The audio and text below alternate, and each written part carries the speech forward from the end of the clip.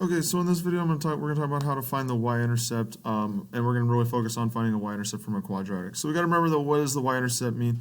Remember, the y-intercept is where the graph crosses the y-axis. So I went ahead and made my graph here, and remember the y-axis is where the x value is 0. So we're looking here at the y-axis, and that would be this point right here. That's our y-intercept. And remember, for every y-intercept, the x value is 0. So that's one of the important things. The x value is 0, so we know it's going to be 0, comma, just whatever that y value is there. So 0, comma, whatever that y value is. So how can we then use that to then help us solve a or find the y-intercept from a quadratic equation like I have written over on the right?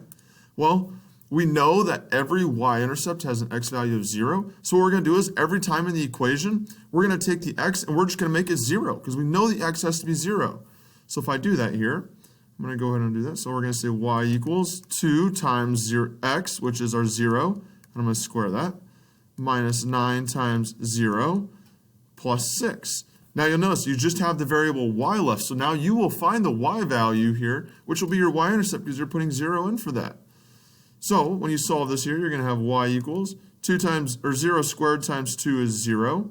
Then negative 9 times 0 is 0, so we're going to have a minus 0. Then we're going to have a plus 6 at the end. So the y-intercept here, or the y value then would be 0 minus 0 plus 6 is 6. So our y-intercept is 6. So then I could write my coordinate then. For the y-intercept, our coordinate would be 0, comma 6. That's probably one of the easiest values to find for a quadratic is the y-intercept. And it's just because we already know right away we can put 0 in for x. We don't have to do any extra solving.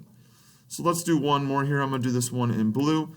Okay, we're going to have y equals 2x plus 1 times x minus 6. Okay, so let's go ahead and solve for the y-intercept on this one. So the same kind of thing goes though. You're going to, every time you see an x, you're going to put in a 0. So that's what I'm going to do. I'm going to say y equals, and then I have parentheses, 2 times a 0, and then I have a plus 1. Okay, and then I close that parentheses, times x is a 0, so 0 minus 6. Now, if you can use your calculator here. You don't have to solve it by hand. You're more than welcome to type this all on a calculator and stuff, but make sure you're using your parentheses right when you type it in a calculator. But I'm going to solve this one by hand here, so I'm going to have y equals.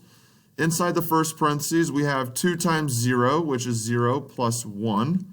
Okay, and in the other parentheses, that right-hand parentheses, we have 0 minus 6. I can simplify that to a negative 6. Okay, so then we have y equals 0 plus 1 is 1, and then that's going to be times a negative 6. 1 times a negative 6 is negative 6.